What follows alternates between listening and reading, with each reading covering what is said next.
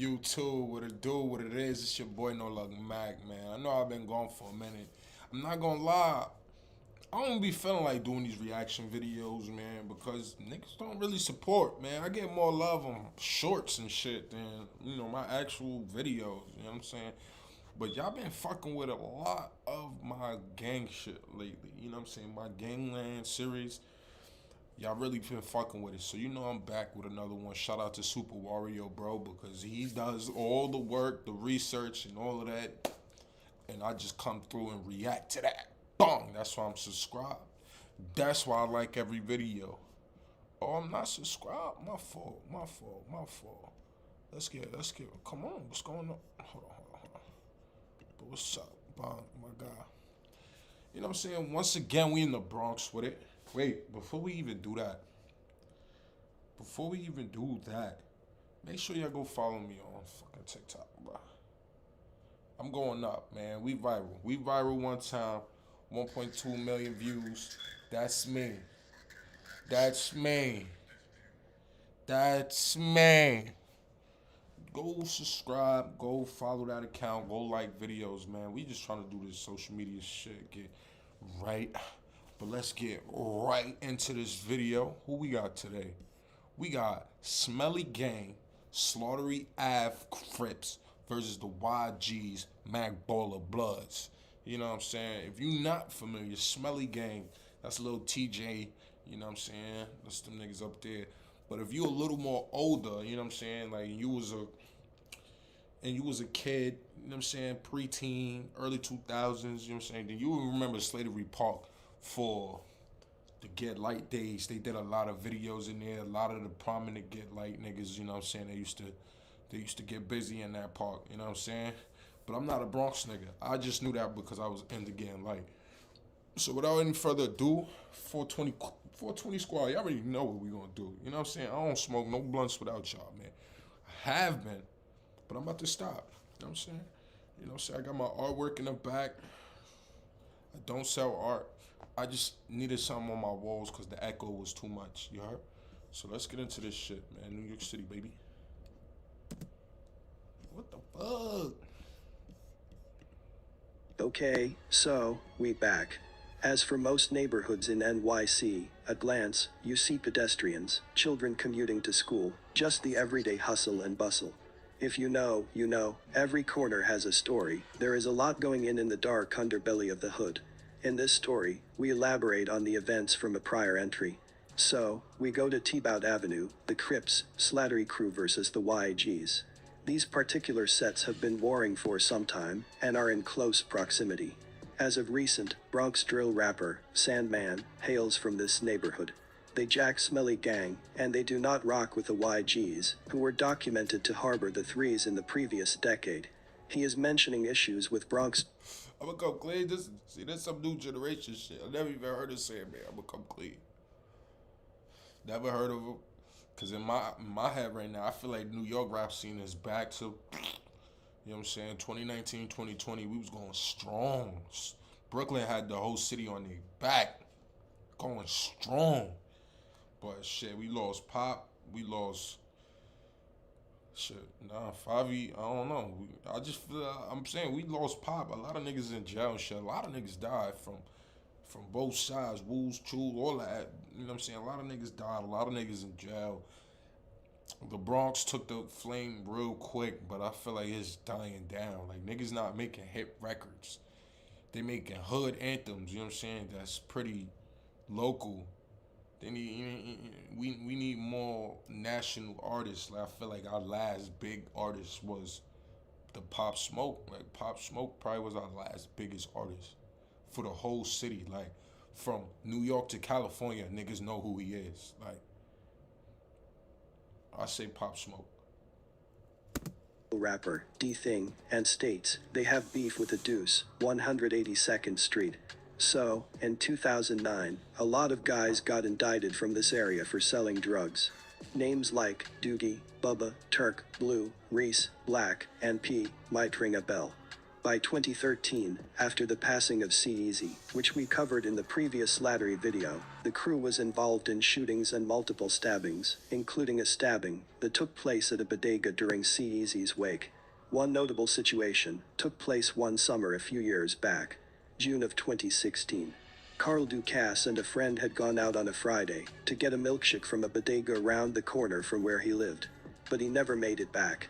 The police said he had been fatally stabbed in the chest during a robbery around 11:20 p.m. near the corner of East. Nah, I'ma come clean. I don't know how niggas be catching niggas to rob them in New York City, bro. I don't trust nobody walking behind me. I don't trust nobody too close to me. Like, niggas got too much trust, man. I feel like niggas got too much trust, man.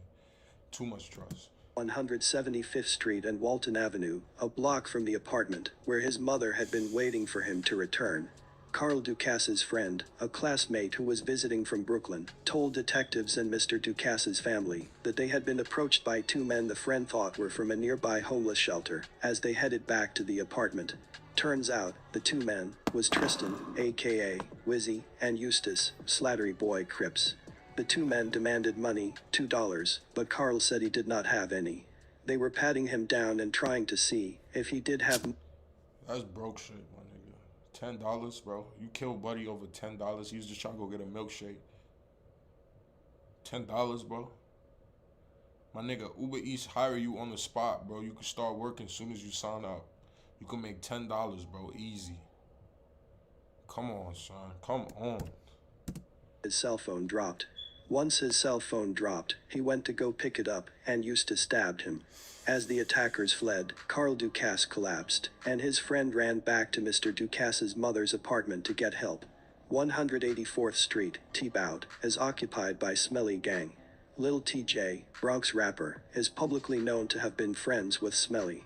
Smelly was in front of his building on East 182nd Street near Valentine Avenue in Fordham Heights. At about 8:20 p.m., a fatal encounter began when Smelly and another man approached a dude named Hector. Allegedly, they were offering to sell Hector a mini dirt bike, worth about $300, for $80. He agreed to the price and took the bike, but about 10 minutes later Smelly came back with a large group and demanded the motorcycle back. When Hector refused to return it, Smelly punched Hector several times before Hector pulled a knife. Come on, bro. Come on, he's just trying to do honest business. He gave you your bread. That's fucked up. That's fucked up. I'ma come clean. I got a story like this though, but it ain't savagery, right? My neighbor threw out some cool gray 11s. This was a long time ago. This is probably like between 2014 and like 2012. My neighbor threw out some 11s. They would beat the fuck up. They was nasty. But I'm like, yo, I could finesse for these. Bro, put that shit on a Facebook group. Got a buyer. Nigga, I sold them shits for like $75. Cooked. Shits was cooked. Gave him the shoes. He got the bread in his hand, right? And I gave him the shoes before he gave me the bread. And he looking at the shoes. Nigga, I took the bread. I partner and dipped off. Nigga, like, I ain't rob him or do no crazy shit. He ain't come looking for a nigga or nothing. I'm like, you gotta know what you buying, bro. I was selling you cook shoes. I was like, yo, wear these to play ball in or something. Go to the gym.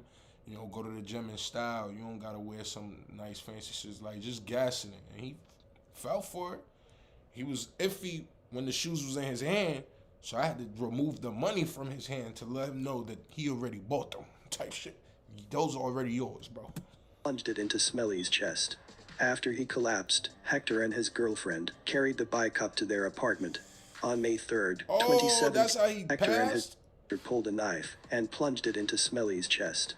After he collapsed, Hector and his girlfriend carried the bike up to their apartment. Buddy was already hip. He already knew, like, shit could go left. Let me bring something with me. And he was right.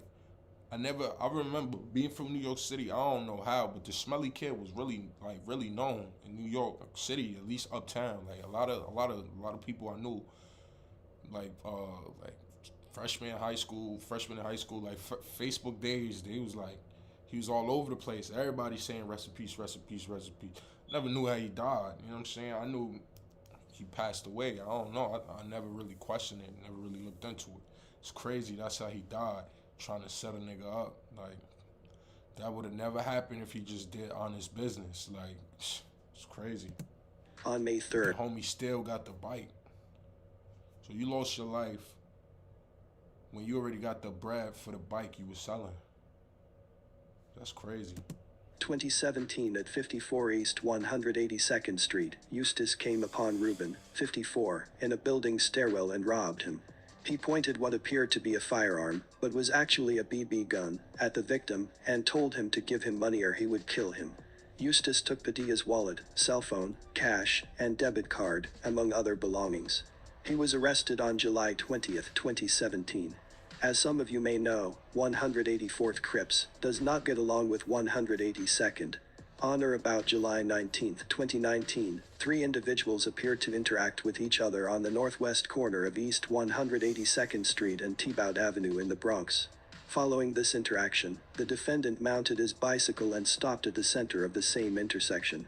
At about 6:41 p.m., one of the unapprehended individuals went to 2269 Tiebout Avenue, displayed a .380 caliber semi-automatic pistol, and fired approximately 7 shots in the direction. I'm gonna try those. Some handstand push-ups. Nick got me sitting here thinking like, yo, I think I could do those. I'm gonna try to do those.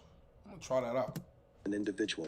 The individual was shot twice, once in the lower abdomen and once in the right forearm, and later removed to the hospital by ambulance. The shooter ran to the defendant, made a hand-to-hand exchange with the defendant, and then ran away. The defendant fled on his bicycle southbound on Tiebout Avenue and westbound on East 181st Street toward 2120 Ryer Avenue, which houses the NYPD 46th Precinct. This is Northern Bronx up there, you know what I'm saying? This is not even Northern Bronx. This is like mid Bronx, I guess. Because South Bronx starts in like 130 something. Like the 130s. So I'm guessing the 80s, 180s, 190s. Like if you look on the map, they kind of like center of the Bronx, like central Bronx right there, right. A detective, who's seen the shooting, found a .380 Taurus, which he heard hit the ground by a marked police vehicle. Moving along. So, a reputed teenage gang member with 3 gun busts in 4 months, had his bail reduced by a Bronx judge, allowing him to get out of jail, and allegedly fire a random shot that killed an innocent father of 2. Alberto, 16, was arrested. 16. Niggas be tripping, bro. Like, 16, bro, I was lit. Tumblr was popping. Like, yo, it's, bro, hold up. Oh, man. Bro, I don't know how niggas don't, like, this is why it's important. If you from New York City, son, sometimes you gotta get off your block, bro. You gotta get off your block, bro. By 16 years old, my parents don't moved around. We only moved around New York City. That's why I lived in every borough except for Staten Island. By 16, my mom is in Harlem. My dad is in Queens. So I'm already moving around. Like, I never been stationary to just grow up on one single block. Like, that's why I got too many friends. I know so much people because the way I moved about New York City was nomadic. Like, if you gonna be a criminal selling and flipping, like, bro, you gonna do better if you do parties and shit. Like, New York, most New York niggas don't even operate, don't understand, like, it's mad colleges here, bro, and the colleges in Brooklyn and Lower Manhattan, they have more of the college town vibes. Like, they be having parties and shit. You know what I'm saying? They be looking for the local to get them all the shit they need. But niggas still operate in just hood time. Like, it just don't make sense. It's not lucrative. You know, moving around the city, you got higher chances to run into people who's gonna become somebody someday. Like, I got wild homies who's dead famous. Like, bro, Ian Connor. Like I said, niggas used to smoke bogeys on 14th Street, just chilling, tumbling, like 2012, 2013. Now, he's who he is. And there was a lot of people from that era, not even just him, you know what I'm saying? Like, a lot of niggas from where I'm at, Queensbridge. Rest in peace. Damn, I can't even remember his name, but he was running with Dave East. It's just, you know, that was a regular guy who just see around in the neighborhood. He wasn't my man's or nothing, but I see him in the neighborhood. Like, you gotta move around, bro. This is such a big city. That's why, bro, I never been caught. Like 16, bro, I did so much bullshit, bro. And the max shit I ever been in, the longest I ever been in jail was a week, bro. And it was for destroying some shit, bro. Destroying some shit. Not the worst shit I've ever done. Not, you know what I'm saying? Like, you gotta move around. Motherfuckers be doing too much shit in they neighborhood. Like, bro, you on all of these cameras. New York City, it's a camera. Every storefront is a new camera. Before you get the cameras on the corner, cameras across the street. There's cameras everywhere. Plus, everybody getting Ring cameras now.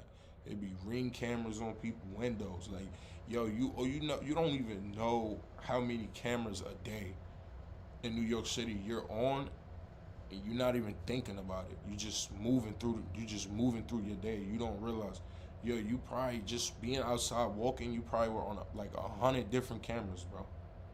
Like 100 different cameras caught you, just walking, just doing nothing but niggas still commit crime and do shit as if you're not gonna get caught. They caught Takashi end up shooting up the hotel not even across the street. They caught that shit through a parking lot across the street from the parking lot. So the camera went across the street, cut through a parking lot, and seen these niggas clear as day. Stop playing. It's not the 80s, man. This is not the fucking 70s. It's not the 90s. These cameras is not playing with niggas, man. Slaying of Velasquez, 34, who was struck by a stray bullet. The detainee led. Crowded city, bro. This crowded ass city trying to be cowboys and robbers and cowboys. Niggas always kill a random person because the city is too fucking crowded. That shit is gonna hit something or someone, bro. It's just going to. Jesus Christ. Shot blindly into a crowd while on a rival gang's turf. Ramirez was locked up on $75,000 bail when acting Supreme Court Justice Dennis Boyle lowered the amount to $10,000 cash or $25,000 bond over prosecution objections on March 2, 2021. His family bailed him out a few weeks later, putting him back on the streets. But having his bail lowered wasn't the only big break Ramirez caught from Boyle, who ignored prosecution objections and freed the teen without bail, following an earlier arrest. The judge also sent 2 of Ramirez's gun cases to family court, even though the changed, nigga. Your energy changed. Like, it's a blessing to be put into a jail. To be put inside of a dorm or some shit where niggas is chill. That's a blessing. Because niggas be active for no reason, bro. And then now you around a bunch of other young niggas who just like that. You thought it's lit and easy to do, be a tough guy when you out in the public where every person you come across is probably not a tough guy like that. But when you in a building filled with a bunch of motherfuckers with that same mindset that they the toughest nigga, they could do whatever they want, that's when you really see who's really an animal, bro.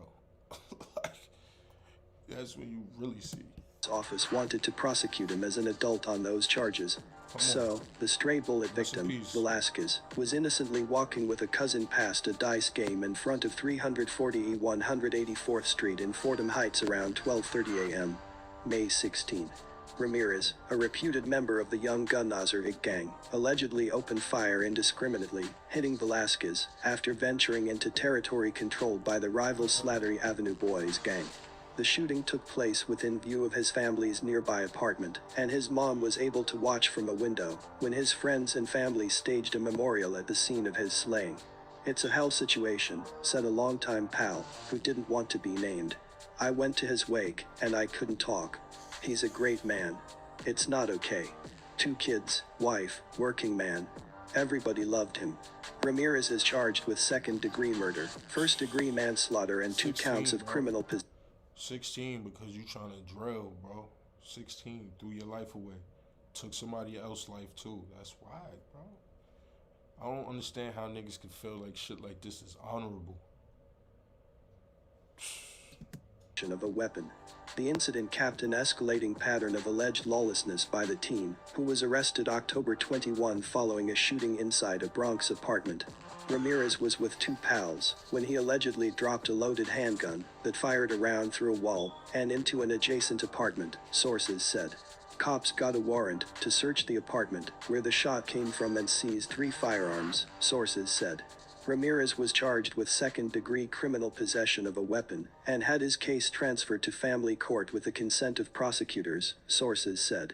But barely 2 months later, on December 12, 2020, Ramirez was busted by cops who allegedly caught him with a loaded and defaced .25 caliber pistol and again charged him with second-degree criminal possession of a weapon.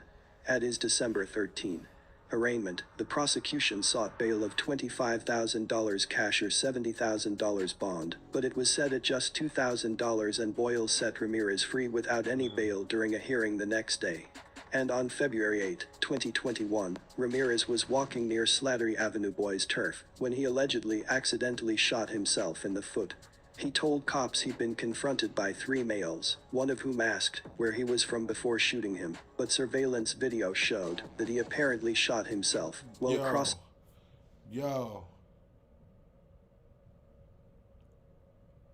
How you shoot it? What I just said, nigga, these cameras, bro. Nigga couldn't even lie and say, oh, niggas ran down on me. Three people ran down on me and one of them shot me in the foot. They was just like, okay. Went and checked all the cameras right there. All those light posters be having cameras. Bro, you're literally walking by yourself, you shoot yourself in the foot.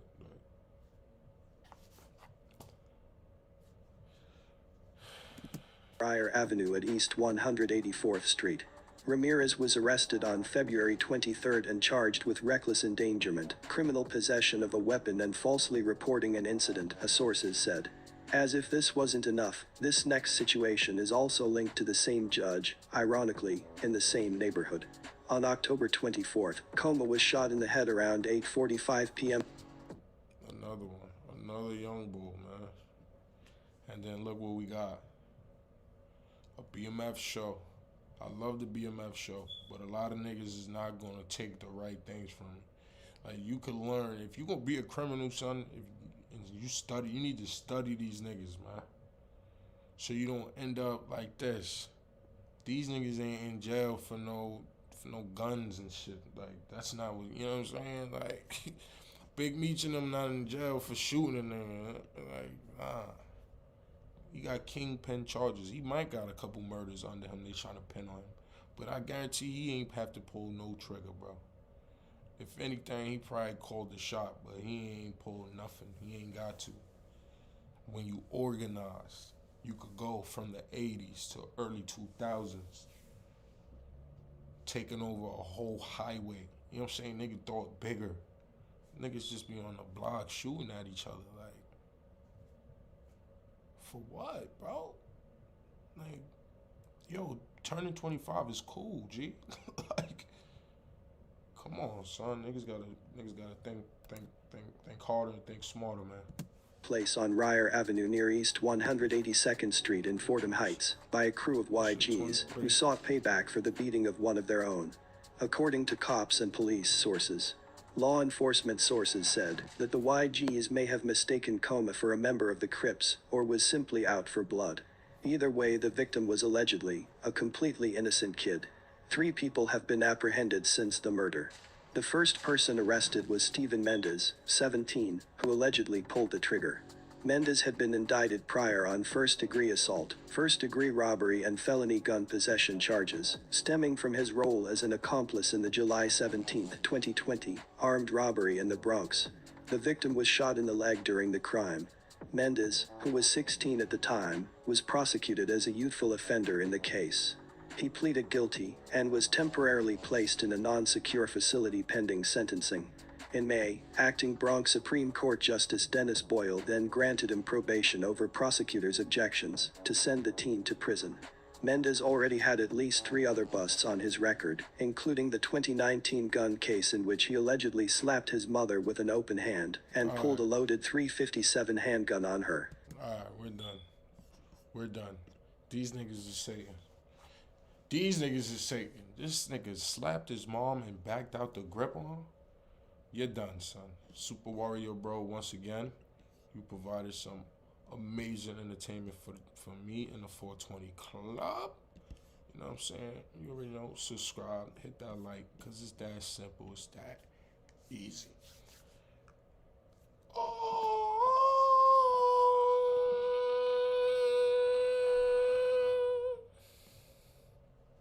It's your boy noluckmacK. Get at me, baby. Yeah. Oh. Yeah.